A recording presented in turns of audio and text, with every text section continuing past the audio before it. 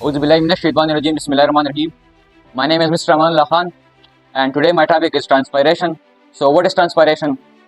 असल में ट्रांसपायरेशन हमारे पास एक प्रोसेस है, ठीक है, जो प्लांट्स में होता है और ये कुछ इस तरह से होता है कि प्लांट्स अपने आप से अपनी बॉडी से क्या करता है, वेस्ट वाटर को रिमूव करना चाहता है। ट्रांसपायरेशन डेफिनेशन कुछ इस तरह से है कि the loss of water in the form of vapors from the aerial parts of the plants.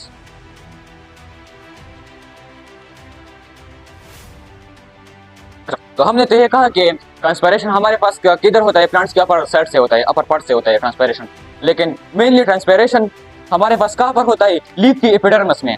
Leaf की एपिडर्मिस में ये ट्रांसपायरेशन होता है, जहाँ पे क्या होता है, जहाँ पे स्टोमेटा हमारे पास प्रेजेंट होता है।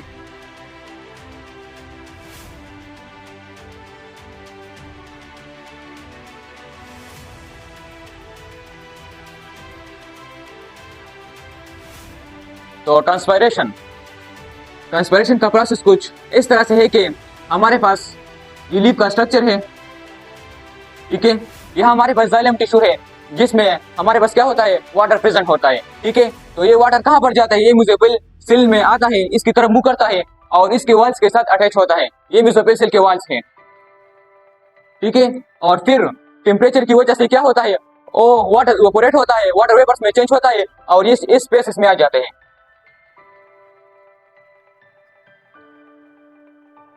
एंड दिन उसके बाद क्या होता है, स्टोमेटा के जरिए प्लांट्स की लीफ से बाहर जाता है।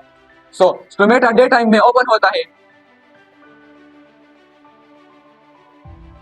डे टाइम में क्यों ओपन होता है, क्योंकि डे टाइम में हमारे पास सनलाइट होती है जिसकी वजह से स्टोमेटा ओपन होता है। स्टोमेट के असल में स्टोमेटो हमारे पास कुछ स्ट्रक्चर कुछ इस तरह से है कि